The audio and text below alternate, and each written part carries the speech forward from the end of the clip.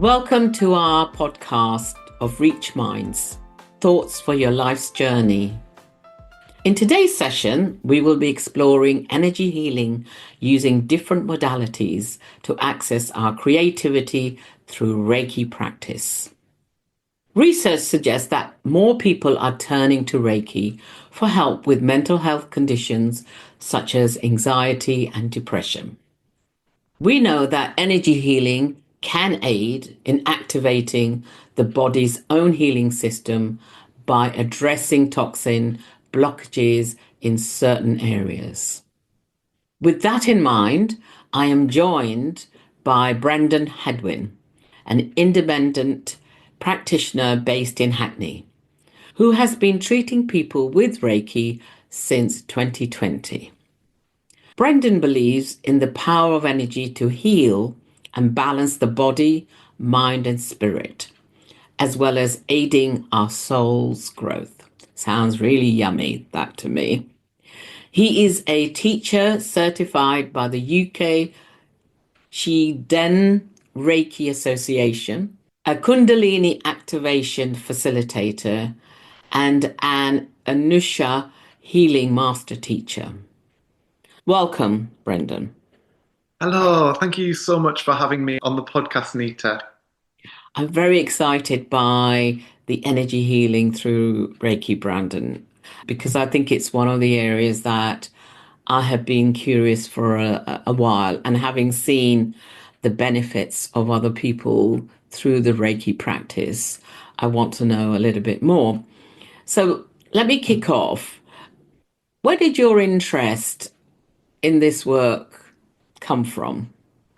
That's a very interesting question. My interest didn't so much start. It's been here since being a very young age. So my earliest memory of healing is being in primary school, and there used to be a school field at the primary school I went to, and in summer we used to be able to play on the school field. And I have memories, while the other children were playing army and guns and whatever in the trees. I was busy in a bush with rocks and grass and various plants, actually pretending to make medicines for the army soldiers. They'd come in and they'd pretend to be wounded, and I would help them. It's on reflection, it's probably not great to be putting that on a graze. I hadn't recognized that that was the earliest memory of me really being interested in helping others in an alternative way. And then my dad used to take me shopping when I was around 6 or 7 for quite some time every Saturday. And we'd go shopping, and I had a very deep interest in spirituality, specifically crystals.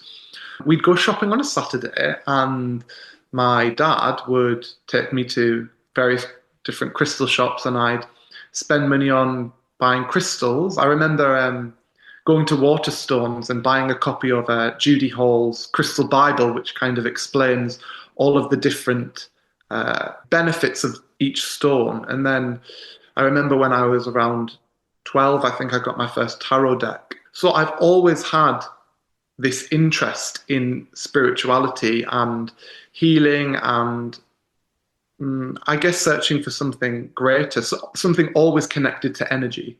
Mm. And then it really wasn't until I was in my first year of drama school, I'd heard the word Reiki, and I'd done some research and been for a treatment.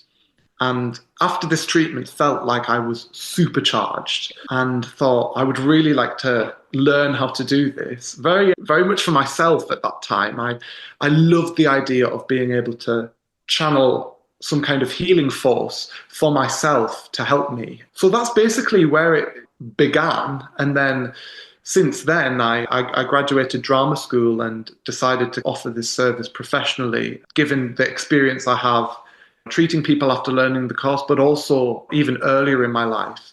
So that's how all of this began. Sounds like you knew about this from a very early on in your life, really. Hmm. So, for those of us who may not know a lot about Reiki, tell us, what does a practitioner or a Reiki practitioner does? Okay, so the idea of Reiki comes from Japan, and it's based in this philosophy that our body it functions with sort of an energy system. So in Chinese medicine, they talk about the meridians, and today with acupuncture, that's quite recognized today. So the philosophy is based on the idea that when there's a blockage in any area of the body on that level, the body isn't functioning as it's supposed to, and as a result, we're more prone to getting sick, whether that be mentally or physically. So, what a practitioner does, specifically in the style of Reiki I practice, which is Jikiden Reiki, that just means Reiki as it was originally taught in Japan. What a practitioner actually does is they search with the sensations in their hands for the toxins in the body. And through placing their hands directly on a person, they can actually detect the areas that have the greatest accumulation of these toxins and allow the energy to pass to this person, breaking down those areas in the body, the toxic areas, so then the body's natural cleansing system can be activated. They can be released through various different means, and then the body can focus on doing what it needs to do, which is healing. So it's really what a practitioner does is helps the body do what it already does, remove waste in a greater way, so then it can focus on doing something that's, I don't want to say more important, but it can work more optimally. In terms of your Reiki, you touch a person's body with that? Directly, Because yes. sometimes with Yes. Reiki, you don't, do you? With other forms of Mhm. Reiki that you don't. There's a few different schools of thoughts with this. When Reiki travelled to the West, a lot of the concepts, because some of the concepts are rooted in traditional Eastern philosophy, it can be difficult to understand that if there's not backing. And historically, Reiki has a really rich history. That idea somehow got lost. The idea is similar. Often people are working with something called the chakras, which is an Indian yogic philosophy, which has a similar concept. However, it is different. So the reason we actually touch the body is to be able to actually sense what's happening inside of the body. So instead of when we actually physically touch the body, the treatment is becoming much deeper as the energy is flowing directly into that person at the deepest level. There's also proven benefits to physical touch. We know that when someone's feeling emotional, when you have a hug, you feel better. They have an emotional release. Or you comfort someone with a hand on their back if they're feeling sad or anxious or uncomfortable. So all of these things come together along with the energetic aspect to really create a healing environment that optimizes the healing process for each individual that is receiving Reiki. So, building on that, when a client comes and sees you, Mm. how do you know what they need? That's a really good question. The answer is I don't. And this is why the work is so profound, because it's never really me. I'm just facilitating the work. Sometimes with this type of work, I think we can really get caught in the idea that we're doing something. It's the same as any kind of work when you're helping others. For example, in therapy, the therapist isn't really doing anything. The Mm. therapist is holding space for that person to discover it themselves. Because ultimately, if a person discovers it themselves, then the healing that is being created can last. If it's me that's doing it, that person will always depend on me. Mm. So it's really true empowerment to be able to facilitate that. So yeah, it's ultimately there are some things that I pick up on. For example, the sensations in my hands tell me how long to work in an area, if the problem is acute or chronic, and it tells me how long to stay there for. So I get those types of things. So I'm really guided by what that person's body is telling me. And then That's through re that, that's really interesting because the question that's triggered for me in this is how do you prepare yourself when you're expecting a client coming through the door? And I really love what you're saying is that it's not something that you're doing, it's something that is happening maybe between you and the client, and it's the word that you also that the client is self-empowering themselves. How do you prepare yourself? Good. That's a great question. The preparation starts, I want to say years before, but I know you're talking about directly before a session. The reason years before, when you're offering this work, you need to be extremely regulated. I believe in the idea of, is co-regulation the right word? The idea that being around someone who is regulated, as a species, we begin to regulate as well, because there's some kind of resonance happening that I don't think we quite understand yet. But that aspect, you need to be quite grounded person. Directly before, what I'll generally do is I'll, of course, prepare the space nicely. And then for myself, I'll ensure that I'm in a calm, centered, and loving state of mind. Because ultimately, a person is coming to be healed. That person, if we look at that for a second, what are they seeking? They're seeking understanding. They're seeking compassion. Really, what they're seeking is love. I get into a frame of mind where I can look at that person not from what they're telling me, but as a human being, beyond everything that's happened to them. I'm getting into a state of mind where I can look at that person as a child, as this innocent person who's been through this often, awful, difficult journey that they really need some help with. So I prepare myself by, I don't want to say activating, but I guess what you're triggering for me is a sense around that you're a space around non-judgmental and also your own presence and accessibility to be holding that person in whatever space they're in. There isn't your own stuff getting in the way of working with that individual. that's right. And just to follow on what you're saying, sometimes I have that process before I begin. I really just take a moment and say, just to make sure nothing creeps in. This is not about me. Mm. And this is everything about that person. What I really liked what you said is when we're doing a session, it's not something that I'm doing, it's something we're doing together. There's no, I'm just, it's hard to explain it, but it's a collaboration. We're both equals in this. Mm. And through that, we both get the benefit. Absolutely. Now, how long does a Reiki session last? So generally, we say a minimum of 30 minutes. I offer 1 hour sessions and 90 minutes. Now, it's much better to do a 90-minute session, in my opinion, from my training and expertise. The reason for that is because we're having physical sensations in our hands that are telling us how long to treat in an area for. An extra 15 or 20 minutes on an area can make a huge amount of difference when it comes to creating change with that person. Sometimes if a person is coming who's really dysregulated, it can take a bit of time for them to even trust enough to basically allow a person in. Some people are dysregulated and they've been through such a difficult time that it can take a number of sessions before they feel ready to really start letting go. So really, we say minimum 30 minutes, but in a professional setting, that's really not enough time for a person to fully switch off. I know it's common to see today a therapy hour being 45 minutes, but in my experience, I'd argue that's still not enough time to really allow a person to settle and ultimately be ready to receive. We're giving so much today that I think we forget to receive. I think that is so true.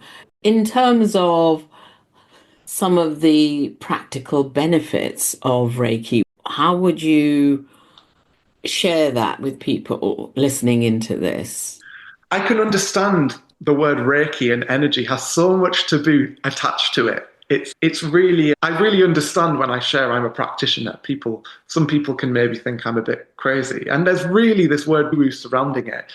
But I think if we look at it in terms of nervous system regulation and the feelings that you can feel practically from a session, that's really where the magic takes place. So some of the practical benefits you could receive from a treatment is very deep relaxation. It's interesting the level of relaxation people feel from a treatment.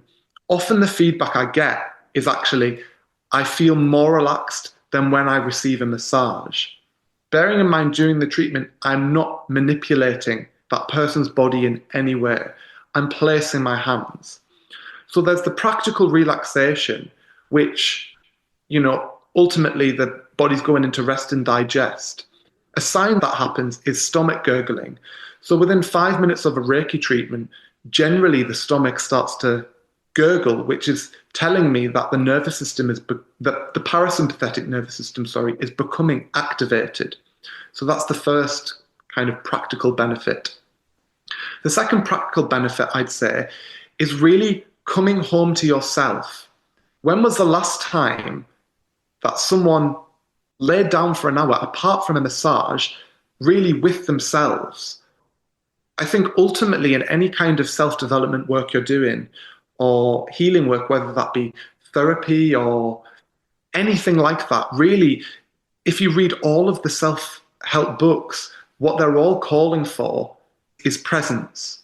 All of this happens in presence. Healing happens in presence. Change happens in presence. That's another benefit. We can begin to become present. And as you explained, this calmness that people can have in a society today that is overrun with mental health, we don't have enough headspace to hold our experience and another's experience. So really it can allow us to create more space by becoming calm, and then we can actually begin to help others. Because I think it's my belief today that we're really we're giving from cups that are half empty, and the cup has to be overflowing before you help someone. And Reiki helps us to do that. Often, some people can really feel quite uncomfortable going for a massage as it involves having to take your clothes off. The benefit with Reiki or any type of treatment like this is the treatment's actually done fully clothed, which provides a sense of safety. So if you're wanting to try something like that, that space can be held safely for you. I do what you were saying earlier on, that through Reiki, you are coming home to yourself. That really resonates for me because it means you're coming home to your pure, authentic self, the part of you that needs nurturing and compassion as well. So I'm wondering, after having a few sessions of Reiki, is this something that you can begin to do for yourself? Or do you always have to be going to a Reiki practitioner? That's a very good question. This is the thing. I think with this type of work, what we're aiming is for a person to be able to regulate themselves. Fundamentally, a person would need to learn to do Reiki. However, can you learn how to regulate yourself from this type of work with a practitioner who has that type of knowledge? Absolutely. And that's really what we're aiming to do. I think similarly, I feel really passionate about coming back to ourselves. I think your kind of core message as we draw this to a close is by connecting with ourselves, we can stay grounded within ourselves so that in a world which can be unpredictable and volatile, we're not thrown off it. Reiki is something we can rely on to do that because it provides a very specific response. And it's simple. As soon as I lay my hands on myself or someone else, I begin to regulate myself with Reiki. So it's really a reliable resource for us to learn or receive that gives the same results that are predictable in the face of something that's quite volatile. So it's really making us feel supported and reassured that at the core of things, we can breathe and take space. That sounds lovely, Brendan. And I want to thank you very much for sharing your experience and your insights into much more than just Reiki. It's just the whole philosophy around love and self acceptance. I think it's very powerful for us to ponder and think about that? I think if there are any practitioners or people interested in Reiki who are listening right now, hello there. I think my biggest advice I could give is you don't learn Reiki from a weekend course. You learn Reiki by doing it. When your hands are placed on another person and your heart is open, that is Reiki. Love that. Thank you, Brendan. Thank you so much, Nita. If you enjoy listening, tell a friend.